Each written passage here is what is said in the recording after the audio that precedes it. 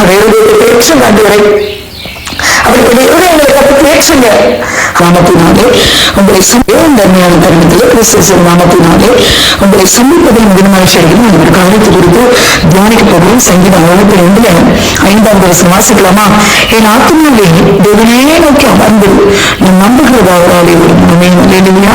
கத்திரி பிள்ளைகளை அமர்ந்திருக்கிறது நேற்று தினத்திலே அந்த அமர்ந்திருக்கிறது குறித்து பார்த்தோம். நேற்று தினத்திலே ஆத்மா அமர்ந்திருக்கிறதா? ஏன் அமர்ந்திருக்கிறது? ரட்சிப்புக்காக. அப்ப இங்க என்ன சொல்றாரு அப்படின்னா, என் ஆத்மாவே தேவனையே நோக்கி நான் அமர்ந்திருக்கிறேன். மறுபடியும் அந்த ஆத்மாவை அமர்ந்திருக்க சொல்றாரு. அப்ப சங்கீதக்காரன் குறித்து பாரம் உள்ளவரா இருக்கிறார். நீங்களும் நானும் எதை குறித்த பாரத்தோடு இருக்கிறோம்? சரீரத்தை குறித்த பாரத்தோடு இருக்கிறோமா? ஜீவிக்கு குறித்த பாரத்தோடு இருக்கிறோமா? காசு பணங்களை குறித்த பாரத்தோடு இருக்கிறோமா? என்ன பாரம் உங்களுக்கு எனக்கு வேணும்? ஆத்மாவை குறித்த பாரம். ஆத்மாவுக்கு அவர் பேசுறாரு, நீ சைலண்டா கொஞ்சம் நேரம் அமைதியா உட்காந்து. ஏன் அப்படின்னா, நான் நம்புகிறது அவராலே எனக்கு வந்துடும். நான் என்னவோ நம்பிக்கை வெளியே நம்பிக்கை இருக்கணும். நம்ம என்ன நம்புறனோ அது அவரால் எனக்கு கட்டாயம் வந்துடும். ஆமை இல்லையா? அந்த 4ஆம் வசனம் சொல்லுது, அவனுடைய மேன்மையிலிருந்து அவனை தள்ளும்படிக்கு அவர்கள் ஆலோசனை பண்ணி அபத்தம் பேச விரும்புகிறார்கள். தங்கள் வாயினால் ஆசீர்வதித்து தங்கள் உள்ளத்தை சபிக்கிறார்கள். செய்யலாம் சற்று நன்றி கவனிக்கிறோம். ஆமே. அப்ப என்னன்னா, இதெல்லாம் இந்த மாதிரி விஷயங்களை பார்க்கும்போது ஆத்மா தவிக்குது. நம்ம ரொம்ப நல்லா உதவி செஞ்சிருப்போம், ரொம்ப நல்லா நேசிச்சிருப்போம். ஆனா எல்லாத்தையும் பெற்றுக்கொண்டு நமக்கு விரோதமா இருக்கான்னு பாருங்க. அப்ப அந்த ஆத்மா ரொம்ப தவிக்கும், குழம்பும், அழும், வேதனைப்படும். அந்த ஆத்மா தான் இல்ல மனுஷிகள நமக்கு ஒண்ணு கிடையாது. ஆனா ஆத்மாவில் என்ன இருக்குங்க? பயங்கர வேதனையா இருக்குங்க. அந்த இருதயத்துல வேதனை தான் ஆத்மாவோட வேதனை. அந்த மாதிரி வேதனை அனுபவிக்கும் போது தான் பாய் சொல்றாரு, கொஞ்சம் சைலண்டா இரு, கொஞ்சம் சைலண்டா இரு. உடம்பு பிடிக்கா, சிறவை பிடிக்கா, அது உள்ளத்துல வந்துட்டு நல்லா பேசுவாங்க. அதாவது எப்படி எனக்கு சொல்லிட்டு அந்த உள்ளத்திலே, அதாவது வாயினால நல்லா பேசுவாங்க. வாயினாலே நீ நல்லா இருப்பா, நீ நல்லா இருக்க, ரொம்ப கஷ்டப்பட்டுட்ட, இனிமே ரொம்ப நல்லா இருக்க. உள்ளத்துல நல்லா இருந்துருவியா, நல்லா இருந்துருவியா, உள்ளுக்குள்ள இருந்து சபிப்பாங்க. இதுதான் உலகம், இதுதான் மனிதர்கள். அது உறவா இருக்கலாம், நண்பர்களா இருக்கலாம், நீங்க நேசித்தவங்களா இருக்கலாம், நீங்களே அவங்கள பராமரிச்சவங்களா இருக்கலாம், இல்ல உங்களை பராமரிச்சவங்களா இருக்கலாம், யாராவது இருக்கலாம். அந்த கத்து சொல்றோம், அப்படி உங்க ஆத்மா அமர்ந்து இருக்கட்டும். நீங்க என்ன நம்பிக்கையில இருக்கிறீங்க? நான் ஆசீர்வாதமாக இருக்க போறேன். என்னை யார் சபிச்சாங்க? எந்த சமம் என்னை ஒன்று செய்யாது. நான் நிச்சயமா ஆசீர்வதிக்கப்படுவேன். நீங்க நினைக்கிறீங்கல்ல, உங்க வீடு நிச்சயமா ஆசீர்வதிக்கப்படும், நீங்கள் நிச்சயமா ஆசீர்வதிக்கப்படுவீர்கள். ஆனா நீங்க நம்புகிறது கர்த்தராலே வரும். நீங்க என்ன நம்பிக்கை வச்சிருக்கிறீங்களோ அது கர்த்தர் உங்களுக்கு தந்து உங்களை நடத்துவார். அதனால இந்த நான்கு கர்த்தர் உங்களோட பேசியிருக்கிறார். நாட்டும் அமர்ந்திருக்கட்டும், நம்பிக்கையோடு அமர்ந்திருக்கட்டும். ஜெயிக்கலாமா? நல்ல விதமான நாள் எங்களோடு பேசியிருக்கிறீங்கப்பா. இந்த வார்த்தைக்காய் ஸ்தோத்திரம். அந்த எங்கள் ஆத்மாவில எத்தனையோ துக்கங்கள் எல்லாம், எத்தனையோ வேதனை. மனுஷங்களை பார்த்தா நேசிக்கிற மாதிரி இருக்கு, ஆனா அவங்க சபிக்கிறத நான் அறிந்த போது அதனுடைய இருதயம் கலந்து போயிடுச்சுப்பா. அதனால நான் அழுதபடியே இருக்கிறேன்னா இன்னைக்கு கத்தாவே அந்த இருதயத்தை பேச்சு ஆண்டவரை, அவர்களுடைய இருதயங்களை கத்து பேச்சுங்க. ஆண்டவரை நீதானே அந்த ஆத்மா அமர்ந்திருந்து கர்த்தர் நிச்சயமா என்னை ஆசீர்வதிப்பார் என்ற நம்பிக்கையில அவர்கள் வாழ்ந்திருக்க உதவி செய்தப்பா. உங்க கருத்துல அர்ப்பணிக்கிறோம். கேட்க ஆசீர்வதி கிறிஸ்து நாமத்தில் பிதாவே, ஆமென். God bless you all. கிறிஸ்துவின் பிரியமானவர்களே, இந்த நாளுக்கென்று தேவன் நமக்கு வெளியிருக்கிற ஜீவ வார்த்தை எரேமியாவின் புஸ்தகம் 24ஆம் அதிகாரம் 6வது வசனம். அவர்களுக்கு நன்மை உண்டாக நான் என் கண்களை அவர்கள் மேல் வைப்பேன். எனக்கு அருமையான சகோதர சகோதரிகளை, இன்றைய நாளில் உங்களுக்கு வந்து சேர வேண்டிய நன்மைகளை பெற்றுக்கொள்கிற நாளாய் வாக்கு பண்ணி உள்ளார். இன்றைக்கும் அநேகரின் வாழ்க்கையில் பல நன்மைகளுக்காக காத்திருக்கிறீர்கள். அவைகளில் தாமதங்களும் தடைகளும் வந்து வந்து நீங்கள் பெற்றுக்கொள்ள முடியாதபடிக்கும், உரிமை கொண்டாடாதபடிக்கும் போராட்டங்களும் விரக்திகளும் சோர்வுகளும் இடையிடையே வருகிறபடியினால் விசுவாசத்தில் சோர்ந்து போய் காணப்படுகிறவர்களும், முயற்சிகளை கைவிட்டவர்களும், முடியாது என்று ஒதுங்கினவர்களும் அநேகர் இருக்கிறீர்கள். இன்றைக்கு கர்த்தரின் வார்த்தை உங்களுக்கு நேராய் கடந்து வருகிறது.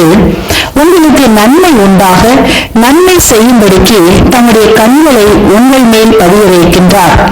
நீண்ட நாட்களான உங்களின் ஜெபங்கள், கண்ணீர்கள், காத்திருப்புகளை கர்த்தர் தம் கண்களால் கூர்ந்து கவனித்து அதற்கான பதிலை இன்றைக்கு தரும்படி அவர் தீவிரித்து புறப்பட்டு இருக்கின்றார்.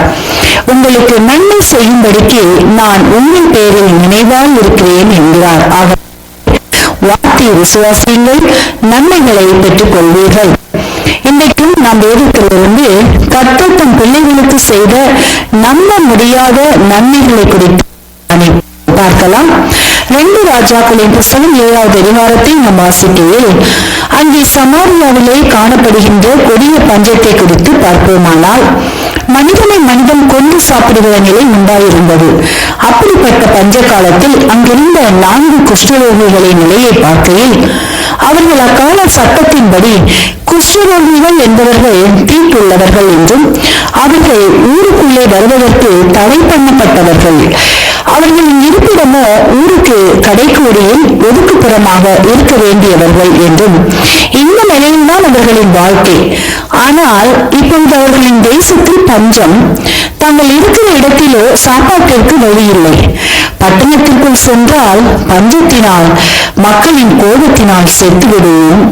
சீரியருடைய இராணுவத்தினிடம் சென்று ஏதாவது பெற்றுக் கொள்ளலாம் என்றால் அங்கேயும் உயிரோடு வைக்க மாட்டார்கள், கொன்று விடுவார்கள்.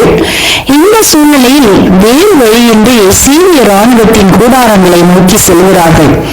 செத்தாலும் சாவும், அவர்கள் நம்மை உயிரோடு வைத்தால் பிழைப்போம் என்ற நிலைக்கு தள்ளப்பட்டவர்களாய் கடந்து போகிறதை கர்த்தரின் கண்கள் அவர்களுக்கு நன்மை செய்யும்படிக்கு அவர்கள் பக்கமாக திரும்பினது.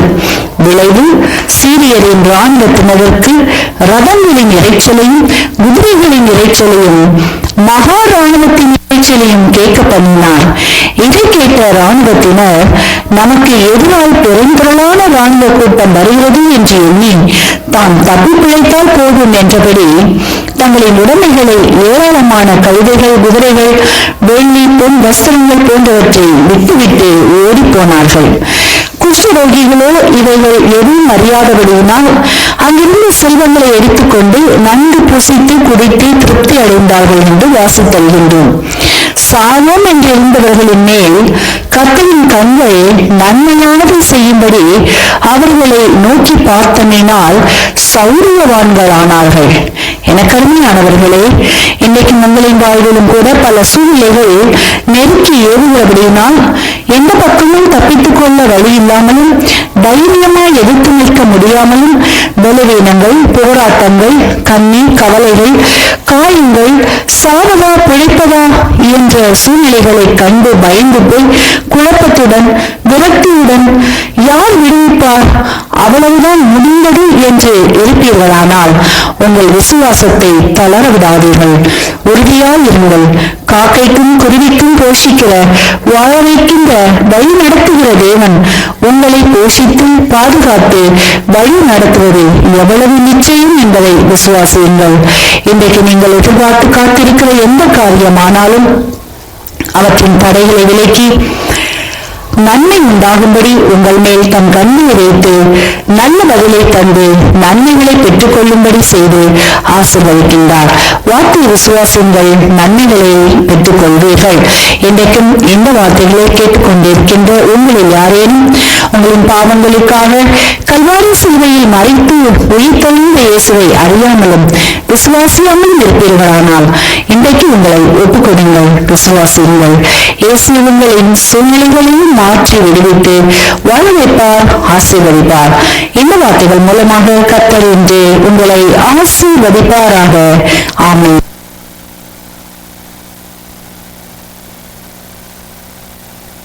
கிறிஸ்துவுக்குள் பிரியமான சங்கமம் தமிழ் கிறிஸ்தவ வானொலி நேயர்களுக்கு அன்பின் வாழ்த்துக்கள். இன்றைய மன்னா இதோ சகோதரர் ஒருமித்து வாசம் பண்ணுகிறது, எத்தனை நன்மையும் எத்தனை இன்பமுமானது. கர்த்தர் எங்கெங்கும் ஆசீர்வாதத்தையும் ஜீவனையும் கட்டளையிடுகிறார். சங்கீதம் 133 1 தொடக்கம் 3 வரை. பிரியமானவர்களே, ஒருமனப்பாட்டிற்கு தேவனுடைய அன்பு மிகவும் முக்கியமானதாக இருக்கிறது. வேதம் சொல்லுகிறது, அன்பினால் ஒருவரை ஒருவர் தாங்கி சமாதானப்பட்டினால் ஆவியின் ஒருமையை காத்துக் கொள்ளுங்கள். பிரியமானவர்களே, ஒருமனப்பாடு என்பது எல்லோரும் எல்லாவற்றையும் ஏற்றுக்கொள்ள வேண்டும் என்பதல்ல. கருத்துக்கள் வேறுபடலாம், ஆனால் நாம் ஒன்றிணைந்து பணி செய்து தேவனுடைய நோக்கத்தை நிறைவேற்ற வேண்டும். ஒருமனப்பாடு என்பது சபை தேவனுக்கு சாட்சியாக நிற்பதற்கும் தேவ சித்தப்படி நாம் ஒரே சரீரமாக பரலோகத்தின் நன்மையை அனுபவிப்பதற்கும் மிகவும் முக்கியமானது. ஒருமனப்பாடு என்னுடைய வாழ்க்கையில் மன அழுத்தங்களை குறைக்கும், என்னுடைய ஊழியத்தை பலப்படுத்தும். இதனால் மக்கள் வேதனை அறிந்து கொள்வார்கள். இந்த ஒருமனப்பாடு இன்று எண்ணத்தில் எப்படி இருக்கிறது என்று நாம் கவனிக்க வேண்டும். இந்நாட்களில் சபையில் பிளவுபடுகின்றன, ஸ்தாபனங்கள் போட்டி போடுகின்றன, ஊழியங்கள் கூட ஒன்று ஒன்று தாக்குகின்றன. சிறு சிறு விஷயங்களுக்காக வீண் சச்சரவுகள், சண்டைகள், ஒருவருக்கொருவர் விரோதங்கள் ஏற்படுகின்றன. இது தேவனுக்கு பிரியமில்லாத காரியம். பிரியமானவர்களே, நாம் இந்த ஒருமனப்பாட்டை சபையிலும் விசுவாசிகள் மத்தியிலும் காத்துக்கொள்ள வேண்டும். அப்போதுதான் கர்த்தர் என்றென்றைக்கும் ஆசீர்வாதத்தையும் சமாதானத்தையும் கட்டளையிடுவார். இதன் மூலம் நித்திய ஜீவனை காத்துக் கொள்கிறோம். தேவனுக்கு பிரியமற்ற பிரிவினையானது தேவனுடைய ஆசீர்வாதத்தையும் அவருக்குள்ள ஜீவனையும் தடுத்துவிடும். ஆகவே ஒருமனப்பாட்டை என்னுடைய ஜீவியத்தில் காத்துக் கொள்வோமாக. இந்த வார்த்தையை கொண்டு தேவன் ஒவ்வொருவரையும் நிறைவாக ஆசீர்வதிப்பாராக. ஆமென். God bless you.